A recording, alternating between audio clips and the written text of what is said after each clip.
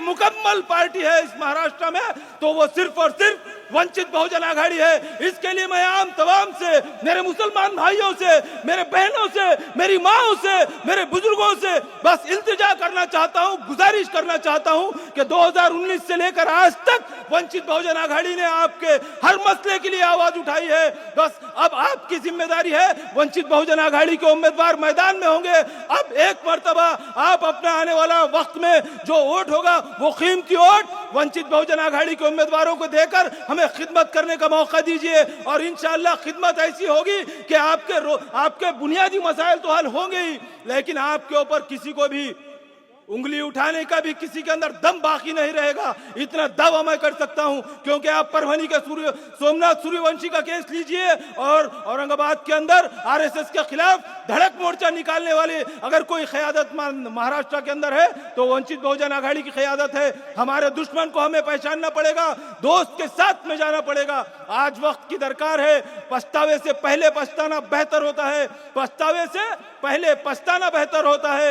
एक मर्तबा उस अभी तक 8 साल से आप पछता रहे हैं, एक मर्तबा वंचित बहुजन आघाड़ी के साथ जुड़कर देखिए, इंशाअल्लाह आप खुद अपने आप पर गरूर और तकब्बुर महसूस करेंगे कि हमारा वोट रहेगा नहीं गया। आप देखिए यहाँ पर तीन आमदार लड़े हुए लोग हैं, जब से वो हारे हैं आदरणीय फारूक अहमद साहब हैं और हमारे शिवा भाऊ नरंगेले जी हैं और हमारे प्रशांत दादा इंगोले हैं, कभी रास्ते से नहीं हटे। आपके पास से हमारे दक्षिण का हारने वाला हम चीख चीख कर कहते रहे कि ये जो हम्बरडे है ये आरएसएस का है, ये बीजेपी का है, लेकिन हमारी अवाम सुनती नहीं है, केले चपाटों के डोगलों के बातों में आती है।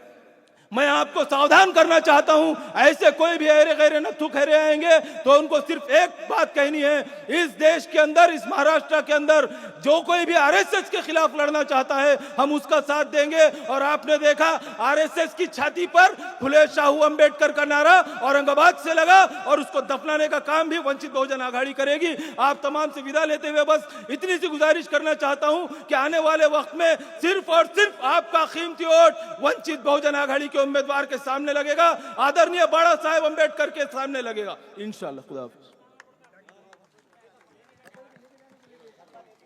बड़ा ही खूबसूरत तेरा समंदर सा चेहरा लगता है, आंखों में आए हो वतन का प्यार लगता है। स्टेज पर देखो तो जरा सुजात साहब को कैसे महाराष्ट्र का ये शेर लगता है, जिनकी सियासत में अभी ये दहस कर दहाड़ने जा रहा है, जिसकी सियासत में ये अभी दहाड़ कर जा रहा है, आरएस की चड्डियों से भी ये बल निकलता जा रहा है। आइए स्टेज पर महाराष्ट्र की शान, हमारे महाराष्ट्र का गौरव, आदर, सम्मान आज हमारे नांदेड़ नगरी में श्री सुजात एडवोकेट प्रकाश अंबेडकर साहब मंच पर हैं। युवा नेतृत्व है, यूथ आइकॉन है और नौजवानों को आगे बढ़ने वाली ये धार अब कभी रुकने वाली नहीं है। मैं चाहूँगा कि सबसे पहले स्टेज पर इनका बड़े आदर सम्मान के साथ हमारे नांदेड़ की संस्कृति के अनुसार उनका सम्मान और सत्कार कीजिएगा। मैं सैयद जानी भाई मांझी नगर सेवक, वो भी एक ने 4 बार इसी एरिया से रहे हैं, उनसे विनती करता हूं कि वो सुजात साहब का पुष्पहार के साथ, सम्मान के साथ, आदर के साथ, पूरे हृदय के साथ उनका सम्मान करें, सत्कार करें, स्वागत करें।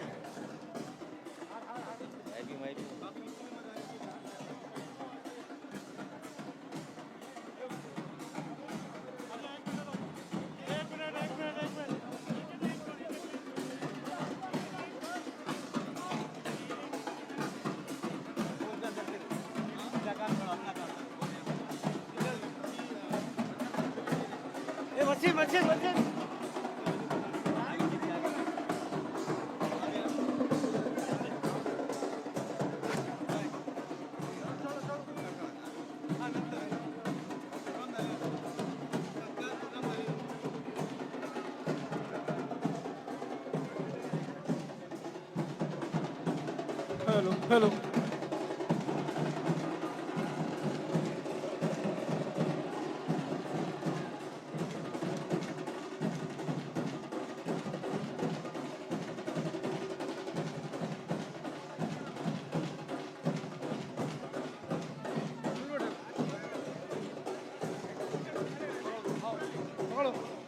इधर आया ना भाई, इधर नीचे रख दो, उसको नीचे रख दीजिए, आप नीचे रख दीजिए।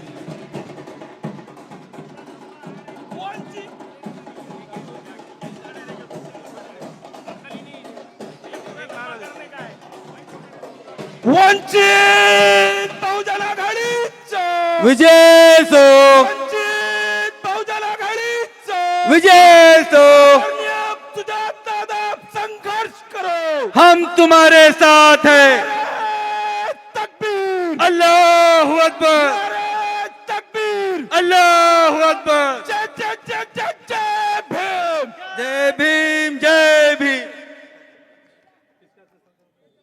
जज्बे हुस्न ताकत के होते हैं।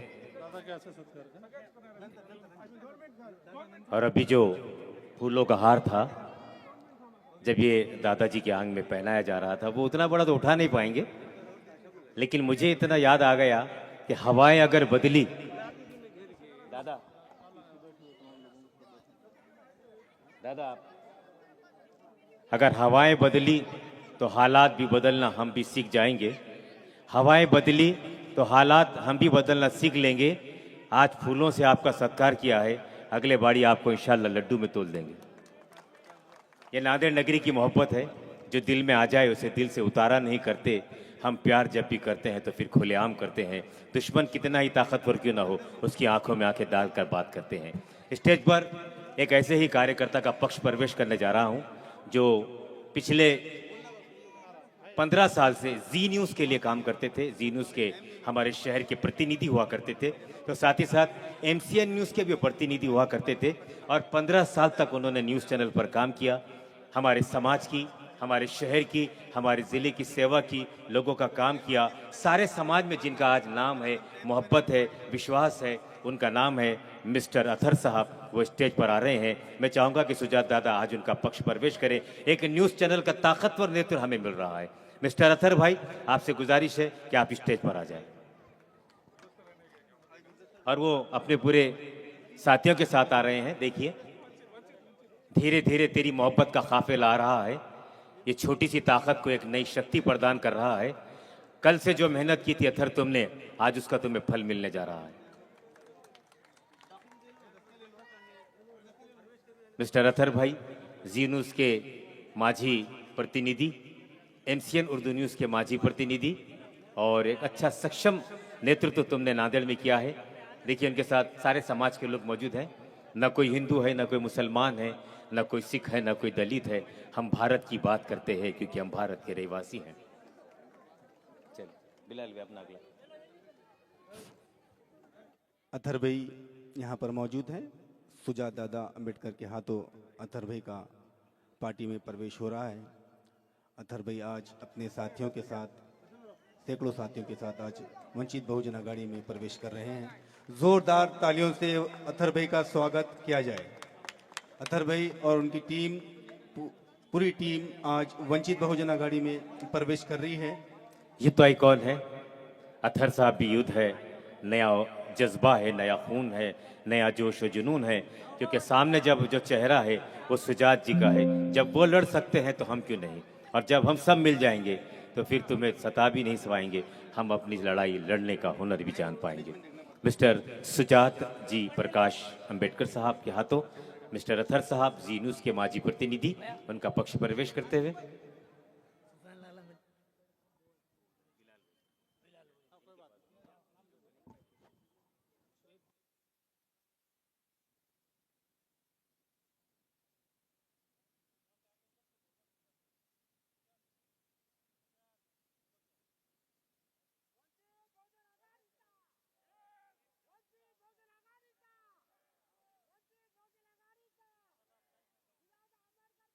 तू आगे बढ़ो।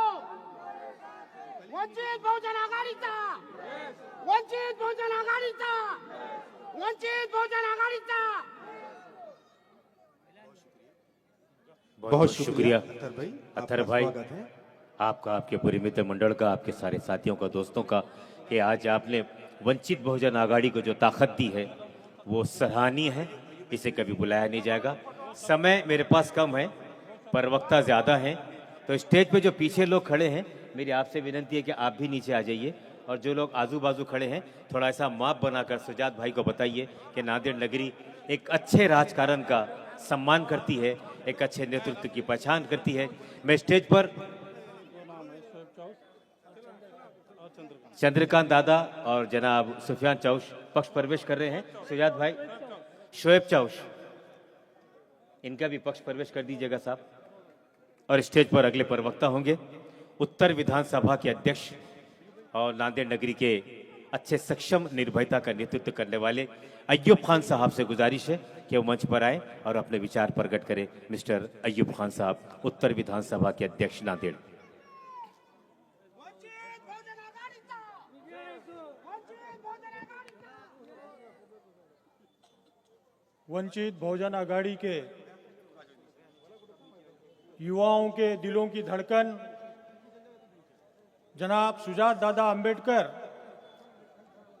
आज अपने नांदेड़ नगरी में मौजूद है। जैसा कि हम देख रहे हैं, सुजात दादा की हर एक सभा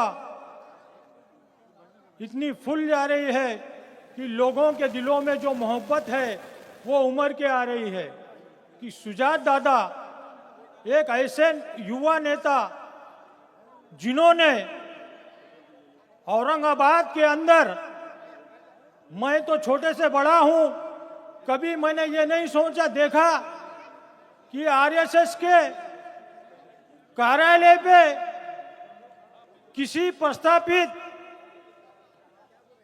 सरकारों ने आज तक मोर्चा नहीं निकाला। वो मेरे नेता आली जनाब सुजात दादा अंबेडकर ने इन आरएसएस वालों की चड्डियों को गीला करने का काम किया है।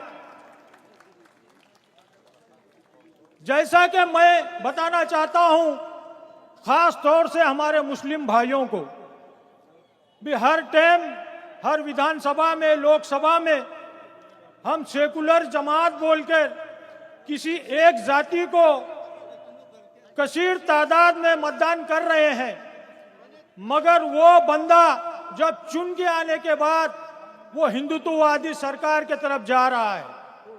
मेरे भाइयों, अजीज दोस्तों, मैं ये बात इसलिए आपको बताना चाह रहा हूं कि आने वाले दिनों में महानगर पालिका के इलेक्शन होने जा रहे हैं। इन इलेक्शनों में अंबेडकरवादी समाज हर टाइम ताकत के साथ बाबा साहब अंबेडकर को वोट देता है, मगर खास तौर से मैं मुस्लिम भाइयों को ये बात बताना चाहता हूं, केंद्र की सरकार बदलना है, महाराष्ट्र की सरकार अगर बदलना है तो ये मेन मौका है महानगर पालिका का। हम अगर यहां पर वंचित बहुजन आघाड़ी के उम्मीदवारों को अगर चुनकर देंगे, हमारे उम्मीदवार आपके हर एक मसले मसाइल को महानगर पालिका में उठाएंगे। मेरे दोस्तों, अजीज दोस्तों, मेरे साथियों, हमारे एरिया तो स्लम एरिया हैं, छोटे छोटे एरिया हैं, मगर हमको वीआईपी एरिया घेरते आ रहे हैं। जैसा कि इस अशोक चौहान ने भाईजी मॉल का ओपनिंग किया है, किसान मॉल का ओपनिंग किया है, क्लासिक का ओपनिंग किया है, एक बड़े बड़े मॉल हमारे बस्तियों के सामने खड़े रहे हैं। वो मॉल नहीं है, वो हमारे लिए मिसाइलें खड़ी करके रखा है। हमारे बस्तियां सलम बस्तियां हैं, हमारे बस्तियां महानगर पालिका के ताबे में है। अगर आप लोग वंचित बहुजन आघाड़ी के कैंडिडेटों को चुन के देंगे तो ये वादा करता हूं मैं, मेरे साथ सुजात अंबेडकर साहब, हम वो लड़ाई लड़ेंगे कि सबसे पहले जयभीम नगर, अंबेडकर नगर, नव्याबादी को माल की हक दिलाने की कोशिश करेंगे इंशाअल्लाह ताला। आप लोगों ने जो बस्तियों में रहे हैं, अपने सोसाइटियां बना लिए हैं। हमारे बस्तियां देखो, आज भी कचरे के ढिगार है, नालियां तुबल भरे वाले हैं, ड्रेनेज लाइन बरोबर नहीं है। ये महानगर पालिका आज भी अशोक राव के इशारे पे काम करती है। ये महानगर पालिका के कर्मचारी आम जनता के लिए नहीं है, ये भाजपा के कार्यकर्ता बन के महानगर पालिका में काम कर रहे हैं। मगर हमको आने वाले पीरियड में बहुत सोच समझ के हमको मतदान करना है, किसी के बहकावे में नहीं आना है। ये अशोक चौहान अभी क्या करने वाला है, अपने कैंडिडेट खड़े करे बाद भी कुछ अपक्ष कैंडिडेटों को फाइनेंस करके हमारे बस्तियों को फोड़ने का काम, हमारे वोटरों को फोड़ने का काम कर रहा है। मगर भाइयों आप जागरूक रहो, इंशाअल्लाह ताला जिस दिन वंचित बहुजन आघाड़ी चुन के आएंगी महापालिका में, हम महापालिका में सबसे पहले स्लम एरियो के मसलों का हल उठाएंगे। इतना कहते हुए वक्त की कमी है, मैं अपनी जगह लेता हूं।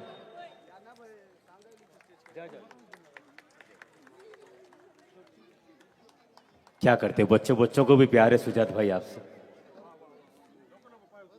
प्यार की कोई उम्र नहीं होती।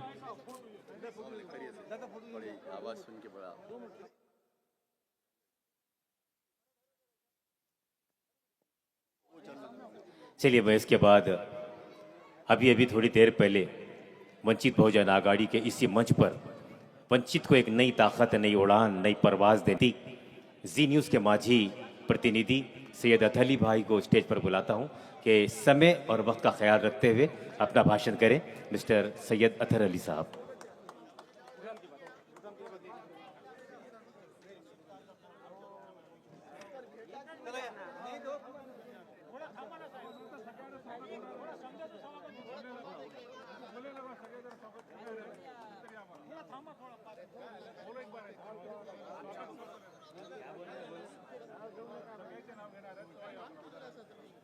सर्वांचे आम्ही नाम घेणार आहे। थोडा एकदा सभा होऊ द्या, आपल्याकडे वेळ नाही आणि साहेबाला बोलायचे आहे, फारूक अहमद साहेबला बोलायचे आहे, तो त्यांनी थोड़ा वेळाच्या काळजी करा आणि आम्हाला सहकार्य करा। स्टेज पर मौजूद जनाब सुजात अम्बेडकर साहब और फारूक अहमद साहब, उनकी पूरी टीम, इनका सबसे पहले मैं तहे दिल से शुक्रिया अदा करता हूं कि आज उन्होंने मुझे वंचित में प्रवेश दिया। और सुजात सर, फारूक सर, आपसे इस स्टेज से वादा करता हूं कि आपके कंधे को कंधा लगाकर हर प्रॉब्लम में, हर काम में मैं आपके साथ रहूंगा, यह वादा करता हूं। और सर, सुजात सर, आपसे कुछ बातें और यहाँ पर मौजूद कुछ लोगों से बातें करना है, कुछ बातें आपके सबके सामने रखना है कि एक षड्यंत्र है और अगर हमारे प्रतिनिधि अगर इस महापालिका में नहीं रहेंगे तो नयाबादी, अंबेडकर नगर, ये जो महापालिका की जगह आज भी वो हमारे पास लगाई हुई है, ये जगह को हटाने का काम करने वाले हैं ये लोग। ये लोगों का प्लान है और इससे पहले इन्होंने कोशिश करे जनता मार्केट के पास, और वो प्लान को हमने हमारे तरीके से उसको हमने ख़त्म किया।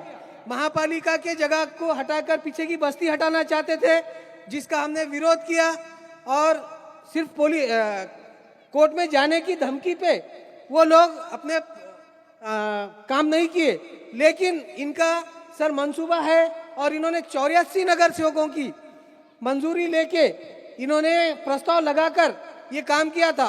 सुजात सर, इसके लिए एक बड़ी लड़ाई हमारे को लड़ना पड़ेगा कि ये लोग जानबूझ के अभी तक भी हर बारी को आके एक आदर्श नेता हमारे को, हमारे बस्तियों में आदर्श नेता आके हमारे को एक वादा करके जाता था कि मैं तुम्हारे को करके दूंगा, और आज उसके कानों में, उसके आंखों में हम चुभ रहे हैं। हमारे बस्तियां हटाने का काम होने वाला है। इसलिए जब भी आप अपना नगर सेवक चुन रहे तो इस बात का ध्यान रखा जाए। इतनी बात करके मैं अपने 2 शब्द खत्म करता हूं। शुक्रिया। चलिए, बहुत बहुत धन्यवाद मिस्टर अतहर अली साहब। अगले पर वक्ता को मंच पर आमंत्रित करता हूं, सम्माननीय श्रीमान शिवा भाव नरगले जी, जो वंचित बहुजन आघाड़ी के जिला अध्यक्ष हैं, दक्षिण मतदार संघ, श्री शिवा भाव नरगले जी। सर्व महामानवांना विनम्र अभिवादन।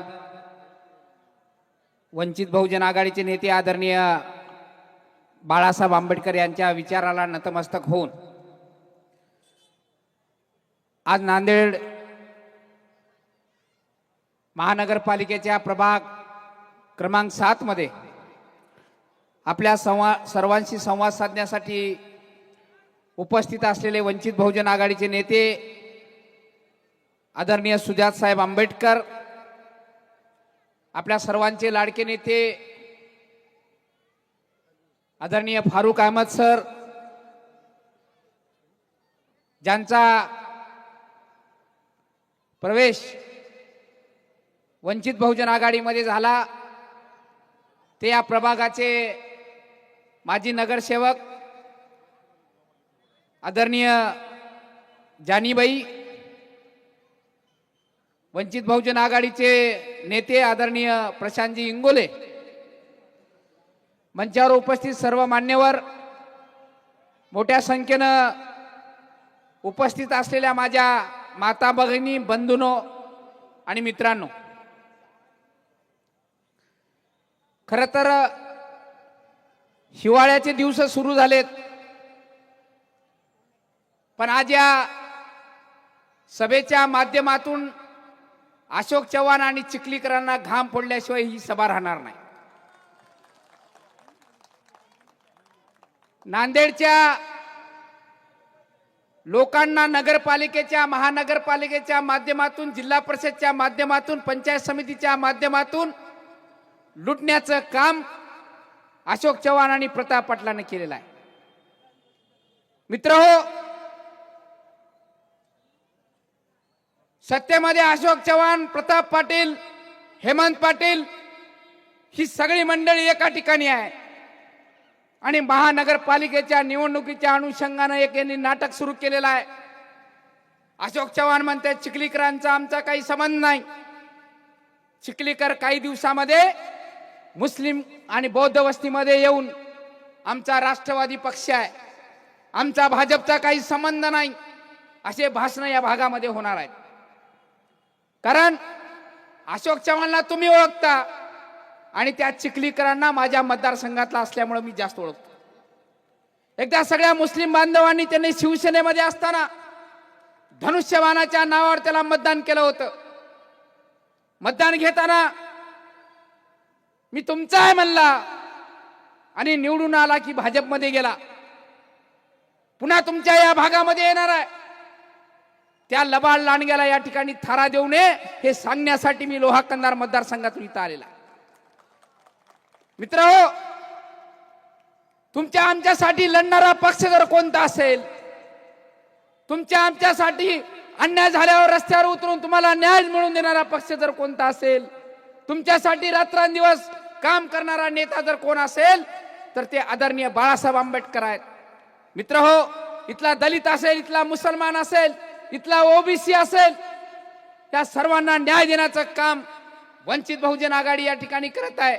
मला खात्री आहे की या वार्डामध्ये जानीभाई सारखा एक ताकदवान माणूस, 4 टर्म नगरसेवक म्हणून त्या महानगरपालिकेमधला अनुभव असलेला माणूस या वार्डामध्ये वंचित बहुजन आघाडीच्या माध्यमातून येणाऱ्या महानगरपालिकेमध्ये समोर येणार आहे. मित्रहो, या ठिकाणी मुस्लिम समाज बांधवांच्या मतामध्ये फोड केली जाणार आहे, इथल्या दलित बांधवांच्या मतामध्ये फोड केली जाणार आहे. मी आपल्याला खात्री देतो, या भागाचा इथला जिल्हा अध्यक्ष म्हणून आम्ही वंचित बहुजन आघाडीचे नगरसेवक जर त्या महानगरपालिकेमध्ये पाठवले तर नक्कीच अशोकराव चव्हाणच्या त्या महानगरपालिकेमधल्या त्या प्रशासनाला त्या ठिकाणी घाम फोडल्याशिवाय आमचे नगरसेवक राहणार नाही. वेळ खूप कमी आहे, खूप बोलायचं होतं, पण एक उदाहरण सांगतो आणि माझी रजा घेतो. आमच्या जिल्ह्याचे महासचिव श्यामभाऊ कांबळे आहेत, त्यांच्या घरी एकदा मी गेलो. दारामध्ये एक 5-25 कोंबड्या होत्या. श्यामभाऊना हातामध्ये ज्वारी घेतली, त्या कोंबड्याकडे हात केला आणि पक पक पक पक पक म्हणा सुरू केलं. कोंबड्या जवळ आल्या, त्यांना वाटलं मालकाच्या हातामध्ये ज्वारी आहे, मालक आपल्याला ज्वारी देईल. पण श्यामभाऊना हात मागे घेतला, कोंबड्या निघून गेल्या. दुसऱ्या वेळेस पुन्हा श्यामभाऊना हात समोर केला आणि पुन्हा पक पक पक पक पक म्हणा सुरू केला. पुन्हा कोंबड्या जवळ आल्या, पुन्हा या बहादरानं हात मागे घेतला. तिसऱ्या वेळेस हात पुढे केला श्यामभाऊनं, पुन्हा पक पक पक पक पक म्हणा सुरू केला. पुन्हा कोंबड्या आल्या. पण मित्र हो, जेव्हा 4थ्या वारीला श्यामभाऊनं हात समोर केला आणि पक पक पक पक म्हणा सुरू केले, श्यामभाऊच्या घशाला कोरड पडली, पण कोंबड्या काही जवळ आल्या नाही. मला सांगा, 1.5 किलोची कोंबडी, त्याचा 1.25 ग्रामचा मेंदू, त्याला कळाले श्याम कांबळे नुसता पक पक पक म्हणाले आपल्याला जेवारी देत नाही. गेल्या 70 वर्षापासून या नांदेडमध्ये अशोक चव्हाण आपल्याला इथल्या दलित असेल, मुस्लिमान असेल, यांना नुसतं पक पक पक पक पक निवडणूक आली की म्हणते काहीच विकास करत नाही. पण या महानगरपालिकेच्या निवडणुकीमध्ये इथला दलित असेल, इथला मुसलमान असेल, इथला ओबीसी असेल, अशोक चव्हाण आणि प्रताप पाटीलला पक पक पक पक पक म्हणायचंय आणि मतदान या ठिकाणी वंचित बहुजन आघाडीला द्यायचंय. आपण ते नक्की कराल अशी अपेक्षा या ठिकाणी बाळगतो. आपण सर्वजण या ठिकाणी आलात त्याबद्दल एकदा सर्वांचं मनापासून वंचित बहुजन आघाडीच्या वतीनं आपले आभार मानतो आणि माझी रजा घेतो. जय भीम, जय बसव, जय शिवराय, जय भीम.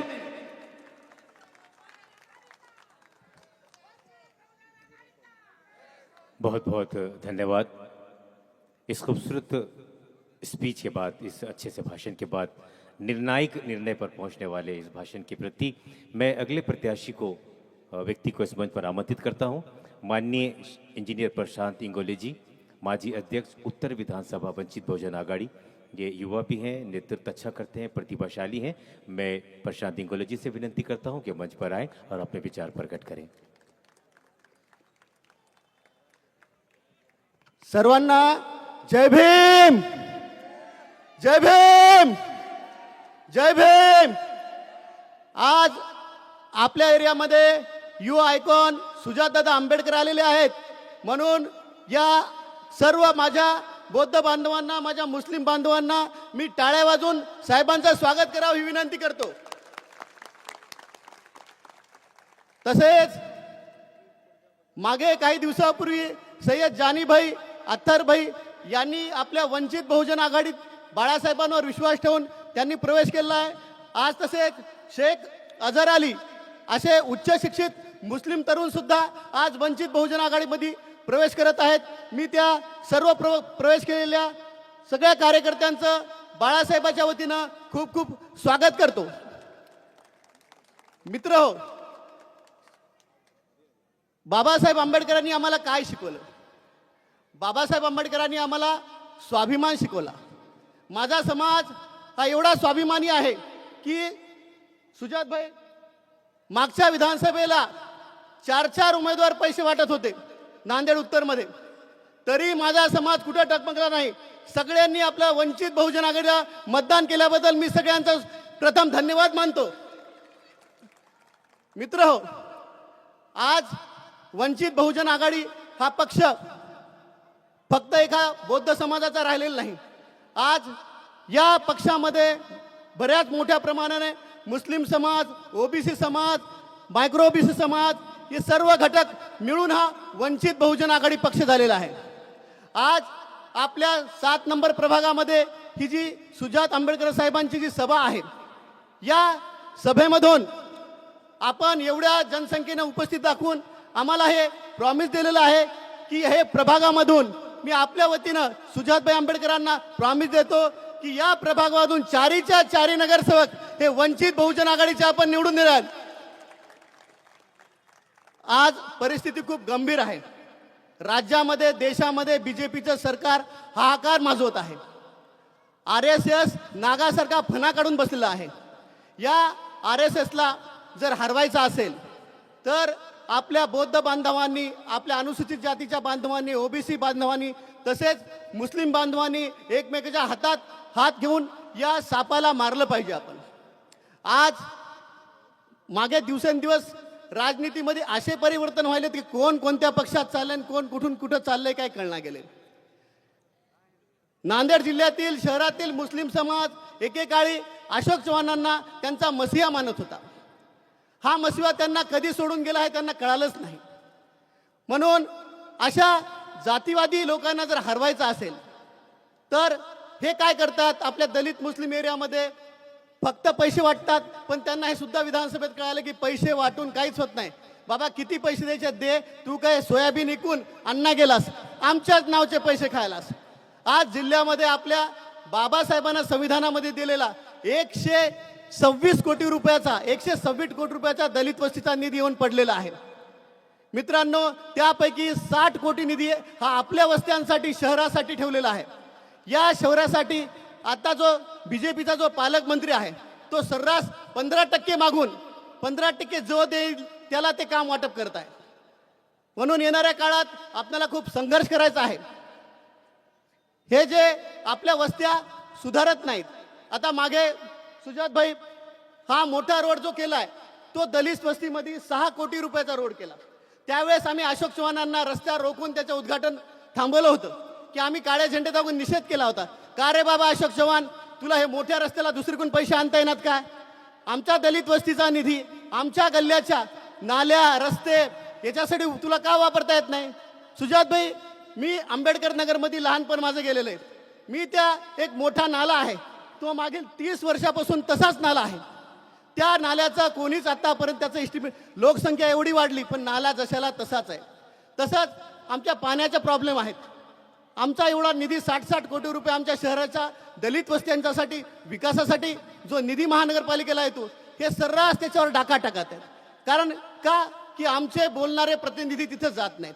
म्हणून माझ्या बांधवांना कळकळीची विनंती आहे की बोलणारे प्रतिनिधी येणाऱ्या महानगरपालिकेत सभागृहात पाठवावे. एवढं बोलतो कारण सुजात भाईंना आपल्याला ऐकायचं आहे, म्हणून मी माझे लांबलेलं भाषण थांबवतो. जय भीम, जय भारत, जय संविधान.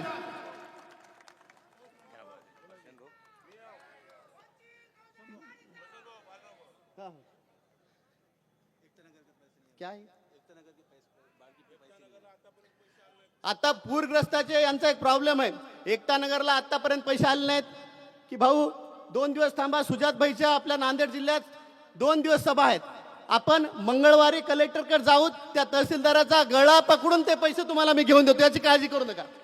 आम्ही मागे 2024चे पैसे जे 14,000 लोकांचे पैसे होते, आमचे फारुख सरांनी 2 दिवस आमरण उपोषण कलेक्टर ऑफिसला करून 14 लाख लोकांना खात्यात आम्ही 8 दिवसात पैसे टाकलेत. म्हणून तुम्ही काय काळजी करू नका.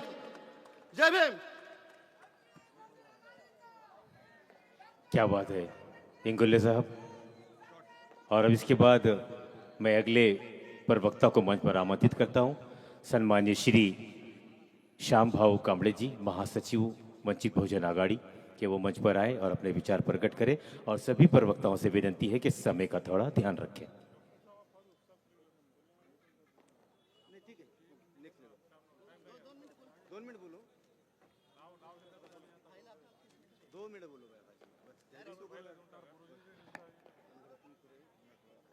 मंचावर उपस्थित सर्व सन्माननीय वक्ते, वंचित बहुजन आघाडीचे युवा नेते आदरणीय सुजात साहेब आंबेडकर, राज्याचे उपाध्यक्ष फारुख अहमद सर, आदरणीय शिवभाऊ नरंगले, कैलासजी वाघमारे, प्रशांतजी इंगोले, आणि ज्यांनी वंचित बहुजन आघाडीमध्ये प्रवेश करून वंचित बहुजन आघाडीची या भागातलीच नव्हे तर पूर्ण नांदेड जिल्ह्याची एक ताकद वाढली आहे, ते आदरणीय सय्यद जानीभाई आणि सर्वच आपण या प्रभागातील माता बंधू भगिनींनो.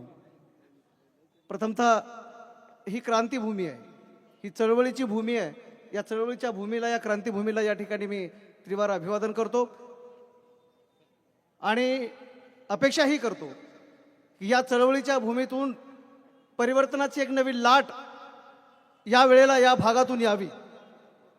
बंधू भगिनींनो, आपण सातत्यानं ज्या माणसांच्या विरोधात 5-5 वर्ष बोलतो, निवडणूक आल्या की मात्र ते सर्व विसरून जातो. आपल्यातलेच काही माणसं आपल्या दारावर येतात आणि ह्या माणसांची दलाली करत आपली दिशाभूल करतात आणि आपणही त्याला बळी पडतो. म्हणजे अशोक चव्हाण, प्रताप पाटील चिखलीकर यांच्या विरोधात 5 वर्ष आपण बोलतो आणि निवडणुकीमध्ये मात्र आपण ते विसरून जातो. डॉक्टर बाबासाहेब आंबेडकर नगर आणि या जिल्ह्याचा मशिहा म्हणून मिरवणाऱ्या अशोक चव्हाणाचं घराचं अंतर जर बघितलं तर मला वाटतं ते काही फुटावरच आहे. अशोक चव्हाणाच्या घराच्या समोर साधा दगड पडला तरी महापालिकेच्या गाड्या येऊन उभं टाकतात. त्याच्या गलीमधल्या सामान्य नागरिकाच्या घरासमोर गटाराचं थोडंसं झाकण जरी वर आलं तरी त्या ठिकाणी महानगरपालिका आणि इथलं प्रशासन येऊन थांबतंय. मात्र त्याला लागून असणारे आंबेडकर नगर असेल, त्याला लागून असणारं श्रावस्ती नगर असेल, त्याला लागून असणारं जयभीम नगर असेल, हा भाग ज्या भागात ही सभा होते ते लेबर कॉलनीचा भाग आहे. या भागामध्ये वारंवार तक्रारी करून देखील या ठिकाणी महानगरपालिकेची साधी कचऱ्याची गाडी देखील येत नाही. या भागातला विकास केवळ आणि केवळ इथल्या काही दलाल भडीवांना हाताशी धरून अशोक चव्हाण आणि त्याची टीम या ठिकाणी राजकारण करत आहे. मी जेव्हा सुरुवातीला म्हणालो की ही क्रांतीभूमी आहे, या भूमीतून परिवर्तनाची लाट अपेक्षित आहे, मुरदाड केलेल्या या भागातल्या कार्यकर्त्यांना आंबेडकरी विचाराची चळवळ संपविण्याचं काम इथल्या चव्हाण घराण्याने केलेलं आहे. निवडणुकीमध्ये प्रत्येक भागातून गुंडांना समोर करून निवडून आणण्याचं काम या ठिकाणी होत आहे.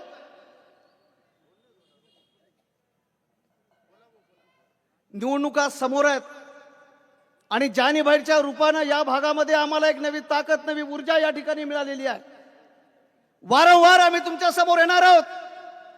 यावेळेस तुम्हाला आम्ही हात जोडणार आहोत, यावेळेस तुम्हाला आम्ही विनंत्या करणार आहोत, यावेळेस तुमच्यामधला जमीर जागा करण्यासाठी आम्ही लागेल ती तुमच्या समोर येऊन आम्ही तुमच्या हातापाया पडणार आहोत.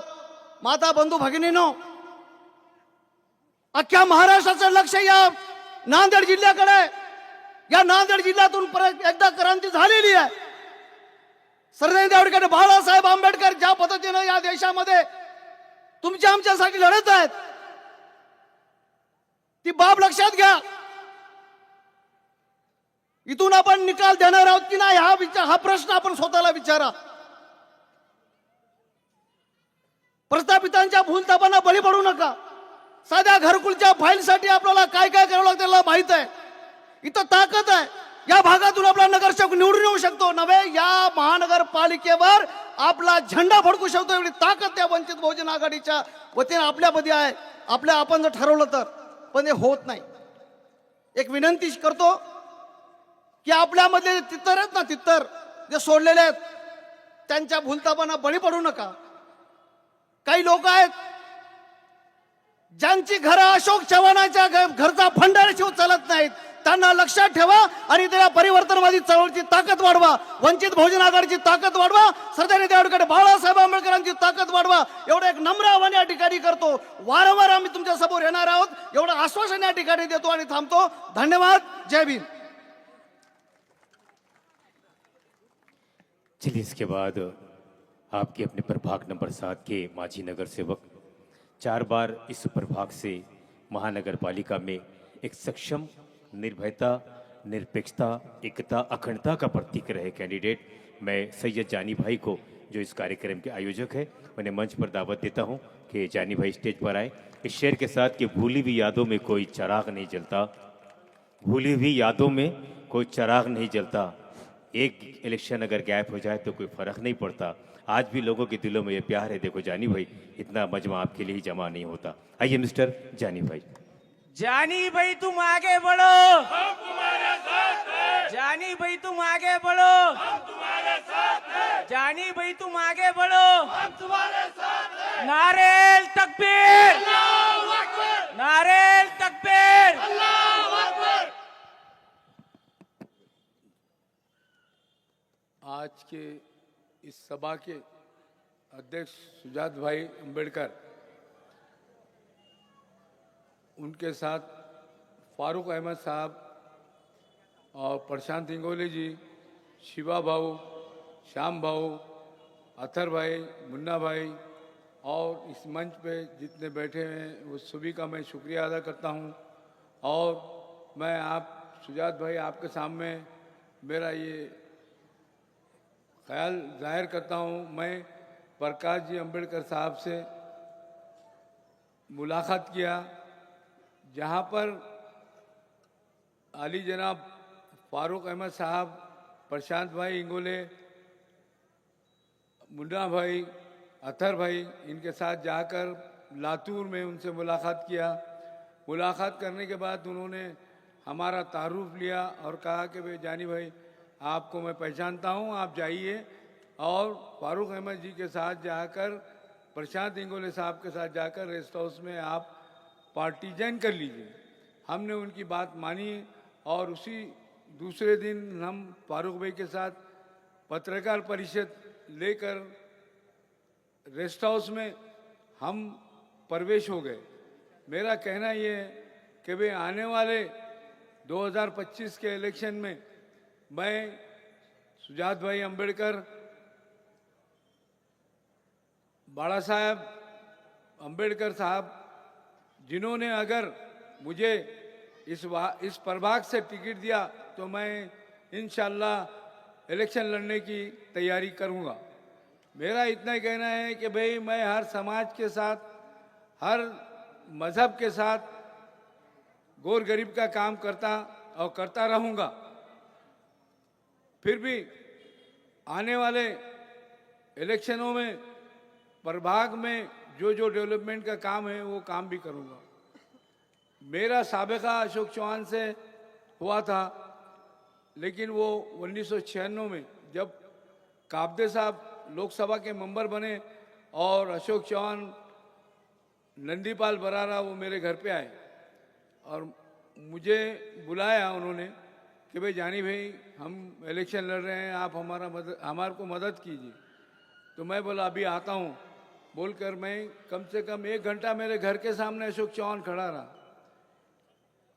1992 में जब बाबरी मस्जिद शहीद हुई, हमने शंकरराव चौहान जो गृह मंत्री थे उनको काली झंडी बताने के लिए 200 बच्चों के साथ नई आबादी के सामने खड़े रहे।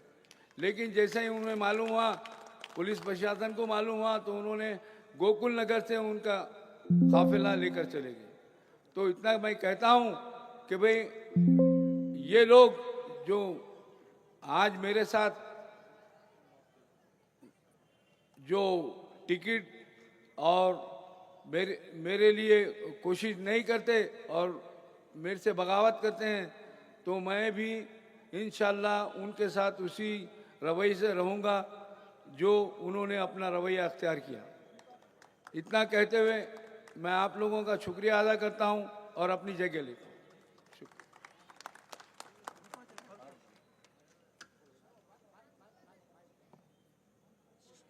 दे देने का वापिस। धन्यवाद। देखिए जानी भाई जैसा भी बोल रहे थे, बात बता रहे थे, इस बात का एक सबूत मैं हूँ स्टेज पर कि जब 92 की बात आई बाबरी मस्जिद की, नहीं ये बात बोलना ज़रूरी है, शॉर्ट में ही बोलूँगा लेकिन बोलूँगा ज़रूर। मुझे 92 में, मैं 7 साल की मेरी उम्र थी, फारूक साहब, हम लोग गली में क्रिकेट खेल रहे थे, बच्चे छोटे, और उस दौर में अजहरुद्दीन और युवराज सिंह और नौजीन सिद्धू का बड़ा जुनून था, हमारे को मोहब्बत थी। हम बच्चे क्रिकेट खेल रहे थे, पता नहीं कि बाबरी मस्जिद होती क्या है, हम लोग छोटे बच्चे थे, कोई चीज़ का इल्म नहीं था। लेकिन अचानक दंगा हुआ, मेरे पैर में गोली लगी थी उस वक्त 92 में, 7 साल की उम्र में। तो मुझे याद है कि इस व्यक्ति ने मुझे दवाखाने में लाकर खाना खिलाया था कि छोटे छोटे बच्चे किसके भी हो, किसी की भी जात धर्म के हो, आज दवाखानों में पड़े हैं, इनका कोई पूछने वाला नहीं, पुलिस दवाखाने आने देती नहीं थी, हमारे पेरेंट्स को जाने नहीं देती थी। लेकिन वैसे में भी ये जब ये नगर सेवक थे वहाँ आए, जितनी कर सकते थे उन्होंने करे। मैं उसी खर्च को आज चुकाने के लिए यहाँ खड़ा हूँ। बहुत बहुत शुक्रिया जानी भाई आपकी उस काम के लिए, आगे आने वाले काम के लिए भी। तो मैं अगले स्टेज पर जिस व्यक्ति को बुला रहा हूँ, मैं हमेशा उनके आने पर ये शेर करता कि तेरी आमद है कि हरन काँप रहा है।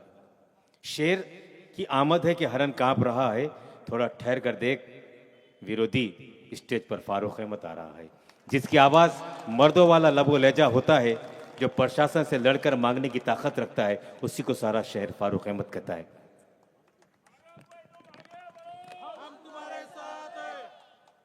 औज़ुबिल्लाहि मिनश शैतानिर्रजीम, बिस्मिल्लाहिर्रहमानिर्रहीम। सभी महामानवों को खिराज अक़ीदत पेश करता हूँ। स्टेज पे तशरीफ़ फरमा वंचित बहुजन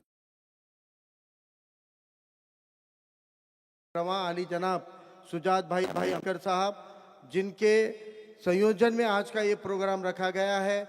ऐसे हमारे ज़बरदस्त माजी नगर सेवक सैयद जानी साहब, पार्टी के मंच पर बैठे हुए माजी जिलाध्यक्ष और इधर के उत्तर के उम्मीदवार रहे प्रशांत दिंगोले जी, दक्षिण के जिलाध्यक्ष शिवाना रंगले जी, और तमाम पदाधिकारी जिनके नाम लेने में मैं वक्त इसलिए नहीं गंवाऊंगा, सिर्फ 33 मिनट बचे हैं और आपको दादा को भी सुनना है। इसलिए सभी सम्मानीय विचारमंद बड़ी तादाद में जमा नौजवानों, बुजुर्गों, मेरी माँ बहनों और नौजवान साथियों, सबसे पहली बात तो यहाँ पर एक बात मैं साफ करता हूँ कि आज की ये सभा जो यहाँ पर प्रभाग नंबर 7 में लेबर कॉलोनी में जैतवन मैदान में होने जा रही है, यही सभा का एक बिगुल फूंकने का काम करती है कि आने वाले वक्त में नांदेड़ वाघाड़ा महानगर पालिका में परिवर्तन होना अटल है और परिवर्तन इंशाल्लाह होकर रहेगा।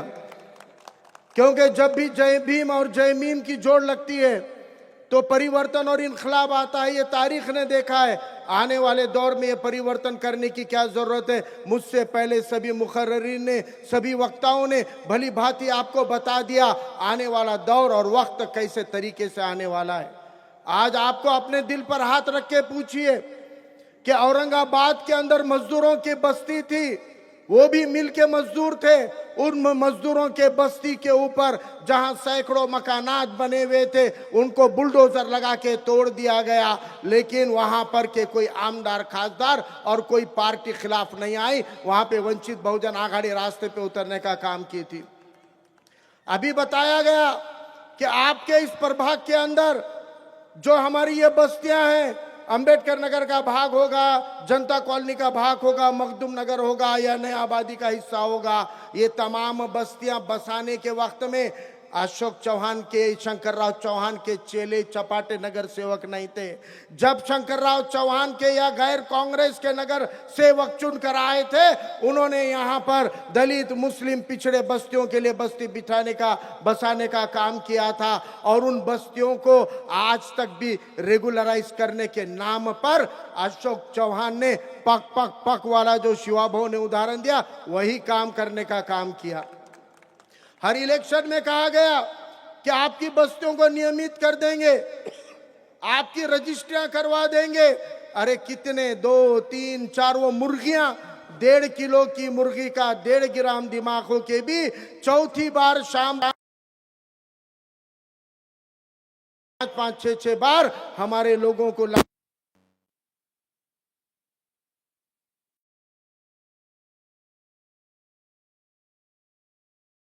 से सब्जी बेचने की मंडी पे नहीं थी। महात्मा फुले के नाम से सब्जी की मंडी थी कि नहीं थी? अब वो मंडी है कि नहीं है? सब्जी बेचने की दुकान अशोक चौहान के चमचे लगाते क्या? फल बेचने की दुकान अशोक चौहान के चमचे लगाते क्या? वो तुम्हारे हमारे जैसे गोर गरीब लोग सब्जी बेचते थे, फल बेचते थे, उसने वो मंडी को खत्म कर दिया। वहां पर बाजू में महात्मा फुले के बाजू में एक सभागृह था, जहां हमारे बच्चों की सस्ते दामों पे शादियां होती थी। वो सभागृह था कि नहीं था? आज वो सभागृह है कि नहीं है? खत्म हो गया। वहां पे हमारे जैसे लोअर क्लास लोगों को दुकानें मिलती थी, आज वो दुकानें वहां से खत्म कर दी गई। और आपकी सब्जी मंडियों को तोड़कर, आपके सभागृह को तोड़कर, उसके ऊपर बुलडोजर चलाकर जो दुकानें बनाई गई है, 2.5, 3 करोड़ की दुकानें, न तुम्हारे बच्चों के काम की, न हमारे बच्चों के काम की। अरे तुम्हारे हमारे महानगर पालिका की जमीन पर करोड़पतियों का मॉल बनता है और आपका सब्जी मार्केट तोड़ दिया जाता है, आपका शादी खाना तोड़ दिया जाता है, आपकी दुकानें तोड़ दी जाती है। कल आपकी बस्तियों के ऊपर बुलडोजर नहीं चलेगा, इसकी गारंटी कोई दे सकता है क्या?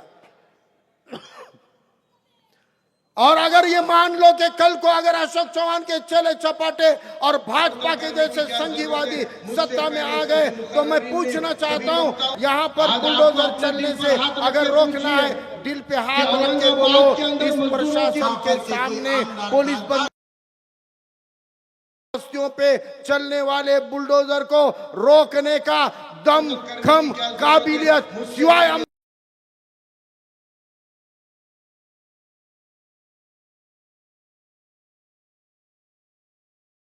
लीडरों में, काबिलियत लीडरों में, आज हम उन चीजों का सामना कर सकते हैं। इसलिए हम चाहते हैं कि अच्छे और बहादुर नगर सेवक चुनकर आए। लोग हमको पूछ रहे हैं जानी भाई को प्रवेश कैसा क्या दिएगी। मैंने कहा कि जानी भाई भी पहले मांझी नगर सेवक है, 1 नहीं 4 बार रहे, कोई बात नहीं। जानी भाई 4 बार नगर सेवक रहे, लेकिन जानी भाई ने गुत्तेदारी नहीं करे। जानी भाई 4 बार नगर सेवक रहे, उन्होंने प्रस्थापितों की दलाली नहीं करे। जानी भाई 4 बार नगर सेवक रहे, लेकिन कभी अशोक चौहान के सामने घुटने नहीं टेके। ये जानी भाई की खूबी है। जानी भाई को बोलना आता कि नहीं आता नहीं मालूम, लेकिन जानी भाई को ठोकना आता है। और ठोकने वाला मांझी नगर सेवक आज वंचित बहुजन आघाड़ी में जुड़ा है। वंचित बहुजन आघाड़ी खाली भाषण करती है ऐसा नहीं है, यहाँ पे भाषण भी होता है, यहाँ काम भी होता है, और जरूरत पड़ी तो ठोका ठाकी भी होती है। इसलिए आने वाले वक्त में यह सब चीजों की तैयारी रखनी पड़ेगी। हम राजनीति की सूरत बदलना चाहते हैं, हम राजनीति, क्रिमिनल की राजनीति हटाना चाहते हैं, लेकिन नाइंसाफी के खिलाफ में डट कर लड़ने की राजनीति खड़ा करना चाहते हैं। अगर कोई जालिम जुल्म करेगा तो उस जालिम को ठोकने का काम वंचित बहुजन आघाड़ी जरूर करेगी। अगर किसी एक आम आदमी की जमीन पर जाके हमारी ताकत से हमारा कोई बंदा कब्जा नहीं करेगा, लेकिन अगर कोई जालिम कब्जा करेगा तो उस जालिम के कब्जे को उखाड़ के फेंकने का काम वंचित बहुजन आघाड़ी की टीम करेगी। और उसके लिए हमको कौम के हक में जनता के लिए लड़ने वाले नगर सेवक बनाने हैं, उस तरीके से पार्टी का संगठन मजबूत करना है। हमको कौम के लिए ईमानदार नेता चुनने हैं, नेता बनाने हैं। मैं आवाम को और जनता को भी कहना चाहता हूं कि देखो, आपको दिशा भूल करने का, आपको हमसे तोड़ने का एक ही हथियार है उनके पास, क्योंकि औरंगाबाद के पैठन से धोती लोटा लेके आए वाले शंकरराव चौहान की आल औलादों ने हजारों करोड़ की प्रॉपर्टी आपको और हमारे से वोटों को बेचकर कमाई है, और वही पैसा बांटकर गांधी जी गलियों में छोड़कर वो वंचित को हराने की साजिश करते हैं।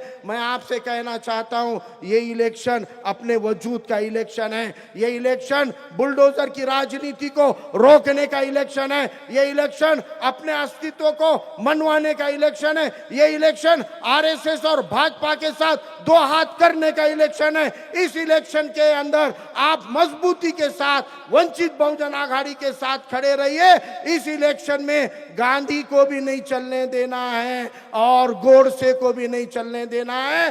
गोडसे और गांधी को रोकने की ताकत सिर्फ अगर किसी में है, फुले शाह अंबेडकर में है। इसलिए फुले शाह अंबेडकर का विचार और उसको मियां भाई की साथ अगर मिल जाती है तो यकीन मानिए इस नांदेड़ के सुनहरे दिनों को वापस लाने का काम करेंगे। और यहाँ पर आवाम की हुकूमत कैसे काम करती है, आवाम के नुमाइंदे कैसे काम करते हैं, ये जो प्रशासन मस्ती में आया है ना, जो अभी आके बोले हमारे पैसे मिले नहीं, अरे तुम एक घर के एक गली की क्या बात कर रहे।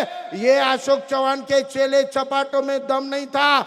2024 के पिछले साल के 14,887 पूरग्रस्तों के सर्वे में आए वाली यादी को बोगस यादी बोल के दबाने का काम इन्होंने किए थे। वंचित बहुजन आघाड़ी के एक दनके के अंदर 14,887 लोगों के खाते में पैसे डालना पड़ा। एक नगर सेवक नहीं है, एक आमदार नहीं है, एक खासदार नहीं है, फिर भी पावर है, क्योंकि इस पावर का नाम अंबेडकर है, इस पावर का नाम वंचित बहुजन आघाड़ी है, इस पावर का नाम संविधान है। याद रखो, मनुवाद के खिलाफ अंबेडकर वाद से लड़ा जा सकता है, और आज के मनुवाद को, ये आरएसएस के चड्डी गैंग को ठिकाने लगाने का काम करना है तो फुले शाह अंबेडकर नाम की लाठी काठी उठानी पड़ेगी। फुले शाह अंबेडकर वाद को हथियार बनाना पड़ेगा। फुले शाह अंबेडकर वाद क्या है? संविधानवाद है। संविधानवाद क्या है? वो मसावत उसकी बुनियाद है, जो मसावत 7वीं सदी में मेरे नबी करीम सल्लल्लाहु अलैहि वसल्लम ने हमको दी। उस मसावत की बुनियाद पे खड़ा फुले शाह अंबेडकर वाद ही आने वाले वक्त में हथियार बनेगा। आपको सुजात भाई को सुनना है, इसलिए मैं फिर कभी ऐसे जलसे होते रहेंगे, ऐसे प्रोग्राम होते रहेंगे, आपसे बात करने के 1000 मौके मिलेंगे, तब आपसे आगे की बात होगी। सुजात भाई के लिए मैं मंच को खाली करता हूं, अपनी जगह लेता हूं। अल्लाह हाफिज। जय भीम, जय मीम, जय संविधान। फारूक सर तुम आगे बढ़ो, हम तुम्हारे साथ हैं। फारूक सर तुम आगे बढ़ो, हम तुम्हारे साथ हैं। फारूक अहमद साहब जब बोलते हैं तो ऐसा लगता है कि थोड़ी देर के लिए हवाएं भी ठहर जाती होगी, क्योंकि बात सच हो तो परिंदे भी सुनने पर मजबूर हो जाते हैं। ये चहकती चिड़ियाओं के दिल भी कहते हैं कि सच सुनकर सच के साथ चलें। आइए, हम तो इंसान हैं, हम तो मानव है, हमारा अधिकार इस धरती से प्यारा है। तो अगले में प्रवक्ता को बड़ी आपके बीच ज़्यादा न रुकते हुए इस शेर के साथ बुलाता हूँ कि आए हो तो मोहब्बतों का पैगाम देना, आए हो तो मोहब्बतों का पैगाम देना। नांदेड़ क्रांतिकारियों की धरती है, इसे अपना नया नाम भी देना।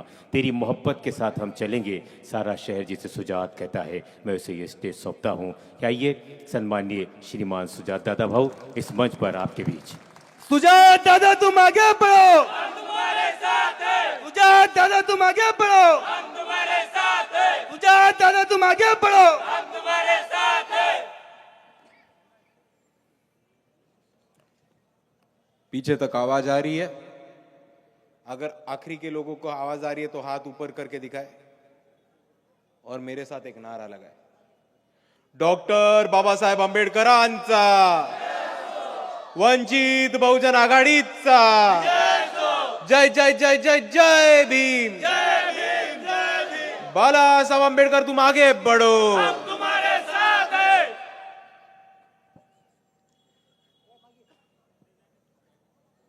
सर्वात प्रथम समतेचे विचार रुजवणाऱ्या सर्व महामानवांना त्रिवार अभिवादन करतो, वंदन करतो आणि इथे उपस्थित माझ्या माता भगिनी, वडीलधारी मंडळी,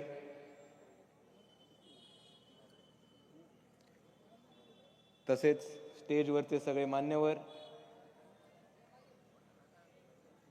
इथे उपस्थित या चळवळीतले तमाम साथीदार, यहाँ मौजूद मेरे सारे भाई और जो लोग बाहर आने से डरते हैं और घर बैठे हम सब की तकरीरें सुन रहे हैं, उन सबको मेरा जय जिजाऊ, जय शिवराय, जय ज्योति, जय क्रांति, जय लहूजी, जय मल्हार, अस्सलाम वालेकुम रहमतुल्लाहि बरकातू आणि क्रांतिकारी जय भीम। आज मैं यहाँ आया हूं तो भाषण देने नहीं, आप सबके वोट मांगने नहीं, तो आप सबको आगाह करने को। और आप सबको आगाह करने को किससे?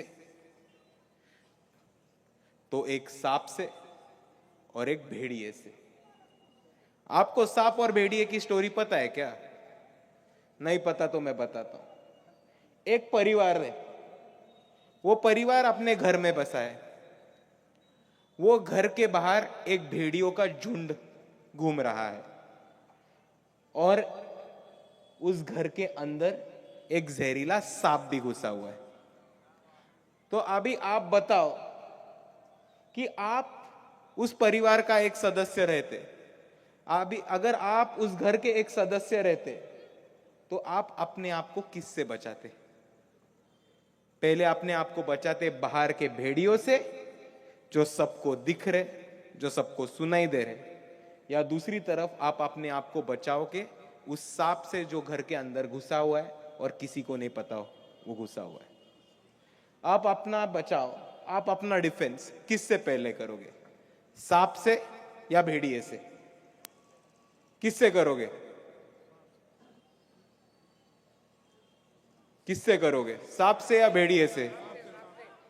सांप से या भेड़िए से? सांप से। मैं वापस पूछता हूं, मैं वापस दोहराता हूं, ज्यांना नाही कळलं त्यांच्यासाठी मराठीत सांगतो। तुम्ही एका घरामध्ये आहात, तुमच्या परिवारासकट, तुमच्या घराबाहेर काही कोल्हे लांडगे फिरतायत। अख्ख्या जगाला माहिती आहे बाहेर कोल्हे लांडगे तुम्हाला डोळ्यांनी दिसतायत, त्यांचा ओरडण्याचा, त्यांच्या भुंकण्याचा आवाज तुम्हाला येतोय। आणि दुसऱ्या बाजूला तुमच्या घरात एक विषारी साप घुसलाय। तुम्ही सोडून कोणाला नाही माहिती तो साप घुसलाय, घरच्यातल्या लोकांना माहिती नाही की घरात साप घुसलाय। तर आता तुम्ही सगळ्यात पहिले सावध कोणापासून होणार? घरात असलेल्या सापापासून का घराबाहेरच्या कोल्ह्यांपासून? फिर से पूछता हूं, आप सबसे पहले किसको मारोगे, किससे बचोगे? घर के अंदर के सांप से या बाहर के भेड़ियों से? सांप से। और अभी मैं आपको धीरे से बताता हूं कि ये सांप कौन है और भेड़िया कौन है। अगर हम महाराष्ट्र की स्थिति देखें तो बाहर खड़े हुए भेड़िए हैं भाजपा, आरएसएस, शिंदे गठ और अजीत गठ, अजीत दादा पवार गठ। हम सबको पता है कि ये भेड़िए घर के बाहर है, ये हम पे हमला करेंगे, ये हमको खाने को, हमको काटने को बाहर खड़े हैं। सबको दिख रहा है, सबको सुनाई दे रहा है। पर इससे ज्यादा डेंजरस और इससे ज्यादा जहरीला वो सांप है जो हमारे घर में घुसा आया हुआ है और हमको पता नहीं है कि वो सांप हमारे घर में घुसा हुआ है। और उस सांप का नाम है इंडियन नेशनल कांग्रेस। आप समझ लो क्यों? क्योंकि इतने साल आपके साथ जो धोखा हुआ है, इतने साल आपको जो फंसाया गया है, वो फंसा गया है सिर्फ और सिर्फ इंडियन नेशनल कांग्रेस के लोगों ने। इतने साल तक यहां के मजलूमों ने, यहां के मुसलमानों ने, यहां के वंचितों ने अशोक चव्हाण को वोट दिया। उनके पहले उनके पिताजी शंकर राव चव्हाण को वोट दिया। क्यों? क्योंकि वो सेक्युलर पार्टी से खड़े रहते थे, वो कांग्रेस से खड़े रहते थे, वो पंजे पे खड़े रहते थे। पर उन्होंने बदले में क्या दिया? हमको कोई विकास दिया, सत्ता दी, मुसलमानों की लीडरशिप खड़े होने दी? नहीं दी। और जब वो भाजपा में चले गए तो वो अपने साथ पूरे उनके लोग, सत्ता और ताकत लेके गए और यहां के मुसलमानों को, यहां के वंचितों को अपने ही हालात पे छोड़ दिया। आप ये परिस्थिति समझ लो कि आज जिन जिन लोगों को हमने वोट दिया, जिन जिन लोगों को हमने ताकत दी, जिन जिन लोगों को हमने सत्ता में बिठाया, उन लोगों ने हमारे पीठ में छुरा कुपसने का काम किया है और हमसे धोखा लेके भाजपा में जाने का काम किया है। और आप ये समझ लो कि इतने साल आपने उनको प्यार दिया, इतने साल आप लोगों ने उन पे भरोसा रखा, इतने साल आप लोगों ने उनको वोटों देके जिताया। उन्होंने 5 मिनट तो सोचा आपके बारे में पार्टी बदलते वक्त कि जिन लोगों ने वोट किया, जिन लोगों ने हमें बड़ा किया, जिन लोगों ने हमें सत्ता पे बिठाया, मेरे जिन कार्यकर्ताओं ने मेहनत लेके मेरे को जिताया, उनका क्या होगा? 5 मिनट तक सोचा उन्होंने? नहीं। उन्होंने सिर्फ 3 चीजों के बारे में सोचा। पहली चीज पॉलिटिकल पावर यानी सत्ता, दूसरी चीज मनी यानी पैसा, और तीसरी चीज बुल्ढाना अर्बन कोऑपरेटिव बैंक, जिसके स्कैम के वजह से वो चले गए भाजपा में। अभी आप देखो, आपने इन लोगों को वोट दिया, आपने इन लोगों को ताकत दी, आपने इन लोगों को सत्ता में बिठाया और खुद की प्रॉपर्टी बचाने को, खुद की संपत्ति बचाने को, खुद की मालमत्ता बचाने को, खुद का पैसा बचाने को कुछ मिनट में उन्होंने जेल में जाने से बचने से अच्छा उन्होंने सोचा कि बेहतर होगा हम भाजपा में जाके बैठ जाए। और जब से अशोक चव्हाण भाजपा में जा गए, अपना काम बहुत आसान हो गया। क्यों बोलूं क्यों? क्योंकि भेड़िया और सांप दोनों घर के बाहर चले गए।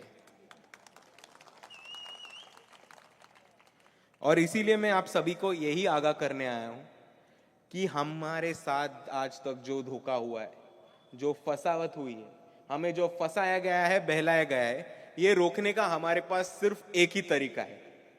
और वो तरीका मतलब हमारे कौम में से, हमारे समाज में से, हमारे बस्ती में से, हमारे मोहल्ले में से और हमारे इस पार्टी से ज्यादा लोग चुना के लाए। कुछ भी हो जाए, ये लोग आपका साथ नहीं छोड़ेंगे। ये आप लिख के लाना, ये मैं आपके सामने बोलना चाहता हूं। और दूसरी तरफ भाइयों और बहनों, हम सबको ये भी समझना चाहिए कि इस परिस्थिति में हमको फंसाने वाले लोग, हमको बहलाने वाले लोग बहुत है। और हर मिनट पे अपने साथ धोखा होता है और हर मिनट पे ये लोग समझते हैं कि अपन येड़े, अपने को सामने दिखता नहीं, समझता नहीं। और उसके कुछ उदाहरण मैं आपके सामने देना चाहता हूं। जिन जिन लोगों ने वंचित बहुजन आघाड़ी पे बी टीम का आरोप लगाया, वो आज सारे लोग आपको बीजेपी में दिखेंगे। अशोक चव्हाण वंचित बहुजन आघाड़ी को बी टीम बोले, चले गए भाजपा में। अजीत दादा वंचित बहुजन आघाड़ी को बी टीम बोले, चले गए भाजपा में। राष्ट्रवादी कांग्रेस के लोग वंचित बहुजन आघाड़ी को बी टीम बोले, उनकी तो आधी पार्टी चली गई भाजपा में। आपने हिंगोली के आमदार संतोष बांगर 150 करोड़ लेने का आरोप किया था बाला साहब आंबेडकर पे, उनको 50 खोके दिए तो वो हो गए एकदम ओके। और ये चीजें जान लो कि जो आज तक हम पे नाम लगा रहे, इल्जाम लगा रहे, वो सिर्फ और सिर्फ यहाँ के दलितों की, मुसलमानों की, आदिवासियों की, बहुजनों की और तमाम वंचितों की लीडरशिप खत्म करने के पीछे, क्योंकि उनको सत्ता, पैसा और पॉलिटिकल पावर सिर्फ और सिर्फ अपने घर में चाहिए। दूसरी बात, आप सब ने भारत जोड़ो यात्रा के स्पीचेस देंगे होंगे, आप सब ने राहुल गांधी के बयान देखे होंगे। हर वक्त वो बोलता है कि हम अडानी पावर के खिलाफ है, अडानी जी इस देश को डुबा रहे हैं, अडानी पावर इस देश को डुबा रहे हैं। लेकिन आप उनके पार्टी के लोगों को देखो। महाराष्ट्र के माजी मुख्यमंत्री थे सुशील कुमार शिंदे, उनकी बेटी प्रणीति शिंदे आज सोलापुर की खासदार है। उनकी पोती के शादी के चीफ गेस्ट बुलाया कि तो किसको बुलाया? गौतम अडानी को बुलाया। दूसरी तरफ आप अंबानी की शादी देखो। अंबानी के शादी में डीके शिव कुमार था, कर्नाटका का डेप्यूटी सीएम। अडानी के शादी में कांग्रेस के ज्येष्ठ नेता दिख रहे थे और अडानी की ही शादी में नाचने को उद्धव ठाकरे के फर्जंद भी थे। तो आप समझ लो कि ये समस्या कहां से आती है। ये लोग हमारे वोट लेते हैं अडानी के खिलाफ बात करके, ये लोग हमारे वोट लेते हैं अंबानी के खिलाफ बात करके, और इन्हीं के ही नेता शादी में जाते हैं, उनके रंगललियां मनाते हैं उनके साथ, पॉलिटिकल अलायंसेस, फाइनेंशियल अलायंसेस बनाते हैं उनके साथ। लेकिन अब ये परिस्थिती बदलने का वक्त आ गया। आता आपल्याला ही परिस्थिती बदलायची आहे आणि आता आपल्याला आपल्या हक्काचे, हमारे खुद के लोग, ज्यादा से ज्यादा वोट से हमारे खुद के लोग चुन के लाने हैं। ये हम सबको काम अभी इस आने वाले स्थानिक स्वराज्य संस्था में करना है, मतलब करना है। और मैं आपको समझाता हूं कि आप नांदेड़ की स्थिति देखो तो आपको पता चलेगा कि यहां का विकास पूरी तरह से रुका हुआ है। पानी की समस्या है, नाली की समस्या है, आरोग्य की समस्या है, रास्ते की समस्या है। पिछले महीने में नांदेड़ में बाढ़ आई। बाढ़ आने के बाद भी, आधा नांदेड़ पानी के नीचे जाने के बाद भी आज हमारे घर पे 10 दिन के बाद पानी आता है। ये परिस्थिति हम सबको दिख रही है। तो आप इनका नियोजन देखो, आप इनका प्लानिंग देखो कि नांदेड़ में हर जगह पानी है, नांदेड़ जिले में हर जगह पानी ही पानी है, सिर्फ एक जगह पे पानी नहीं है, वो मतलब आपके घर के नल को। और जब तक आप इस पे एक्शन नहीं लेते, और जब तक कि जिन लोगों ने ये परिस्थिति आप पे लाई है, जब तक आप उन पे एक्शन नहीं लेते, तब तक कुछ बदल नहीं वाला। इसलिए मैं आप सभी से यही गुजारिश करना चाहता हूं, आप सभी से यही विनंती करना चाहता हूं, मी तुमच्या सगळ्यांकडनं एवढीच विनंती करतो की येणाऱ्या निवडणुकीमध्ये कोणत्याही परिस्थितीत आपल्याला धनगरांचा, माळ्यांचा, साळ्यांचा, तेल्यांचा, कैकाडांचा, घोसाड्यांचा, बौद्धांचा, चर्मकारांचा, मातंगांचा, आदिवासींचा, ढोरांचा, चर्मकारांचा, मुसलमानांचा एक कॉर्पोरेटर निवडून द्यायचा आहे। आणि जेव्हा तुम्ही आपल्या समाजातनं, आपल्या वस्तीतनं, आपल्या हक्काचे एक एक कॉर्पोरेटर निवडून देता, तेव्हा हीच लोक तुमच्यासाठी लढायला समोर येतात, तुमच्यासाठी हिम्मत करून पुढे येतात आणि तुमच्या सर्वांच्या विकासासाठी, तुमच्या सर्वांच्या न्यायासाठी, हक्कांसाठी ते लढत राहतात। आणि आपण आत्ताच हिम्मतवाल्या लढवय्या कॉर्पोरेटर्स बद्दल बोलतोय, तर आत्ताच आपल्यामध्ये सर्वात महत्वाचा प्रवेश झालाय तो म्हणजे जानीबाईंचा। जानीबाईंबद्दल मी येताना मला फारुख सरांनी सांगितलं होतं, मागच्या वेळेस जेव्हा आलेलो तेव्हा मला फारुख सरांनी सांगितलं होतं की जानीबाई डॉन आहे, डॉन। मी आलो, जानीबाईंना भेटलो, जानीबाई माझ्याशी खूप प्रेमाने बोलले आणि मग त्यांनी मला म्हटलं कि हम एक प्रोग्राम रखते, आपको प्रोग्राम में आना है। मैं बोला हाँ जरूर आता हूं, कौन सा प्रोग्राम है? वो बोले दवाई वाटप करना है, मेडिसिन बांट रहे हम, वो कार्यक्रम में आना है आपको। मैं 1 मिनट में सोचा कि फारूक सर मेरे को 1-2 मिनट पहले बोले कि ये आदमी डॉन है, डॉन। दूसरी तरफ जानी भाई मेरे को बोल रहे हम मेडिसिन बांटप का काम कर रहे, आपको आना होगा। और फिर मैं समझा कि जो लोग चोरी मारी करते हैं, जो लोग लूटमार करते हैं या जो लोग मारपीट करते हैं, वो डॉन नहीं होते। जो लोग हिम्मत से, जो लोग ताकत से मजलूमों के लिए खड़े रहते हैं, उनको असली डॉन बोलते हैं, डॉन। और इसीलिए जानी भाई मैं आपसे कहना चाहता हूं कि आप बिल्कुल सही पार्टी में आए हो।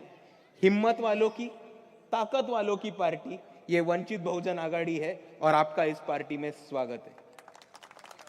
आणि जेव्हा आपण हिम्मतवाल्यांबद्दल बोलतो, जेव्हा आपण डेअरिंग वाल्यांबद्दल बोलतो आणि जिगरवाल्यांबद्दल बोलतो, तेव्हा मला आपल्या सर्वांसमोर अजून एक नाव घ्यायला आवडेल आणि त्याला समोर बोलवायला आवडेल. तो म्हणजे आपले बंधू ओमकार दादा लोंढे. ओमकार दादा या पुढे.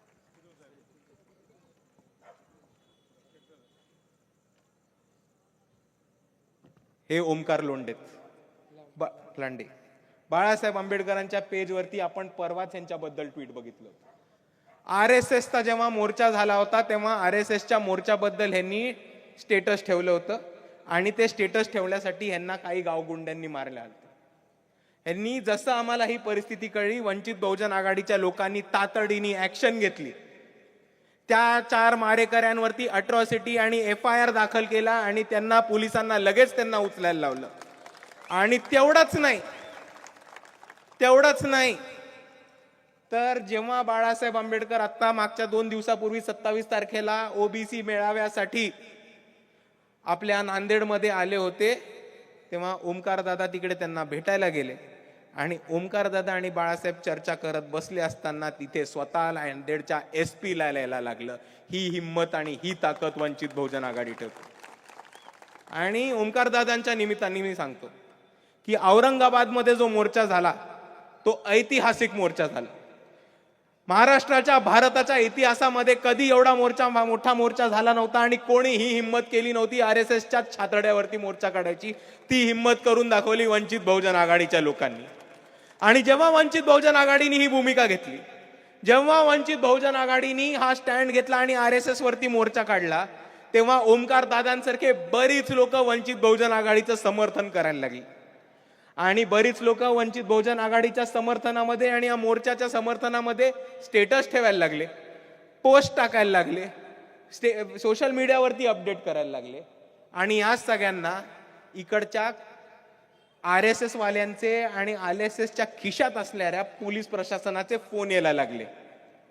आणि तुम्ही बघितलं असेल तर वंचित बहुजन आघाडीने ह्याच्या विरुद्ध एक पत्रक काढलं आणि भारताच्या इतिहासामध्ये हे पहिलं पत्रक आहे जे एका राजकीय पक्षाने काढलंय स्वतःच्या कार्यकर्त्यांसाठी, जेव्हा ते म्हणतायत की जर तुम्हाला पोलिसांचा फोन आला तर रेकॉर्ड करा, जर पोलिसांनी तुम्हाला पोलीस स्टेशनमध्ये बोलवलं तर जायला नकार द्या, आणि जर तुम्हाला पोलीस स्टेशनमध्ये बोलवण्यात आलं तर सगळ्यात पहिले वंचित बहुजन आघाडीच्या कार्यकर्त्यांना संपर्क साधा, आम्ही तुमच्यासाठी लढू आणि पोलिसांची ही आरेरावी बंद करू.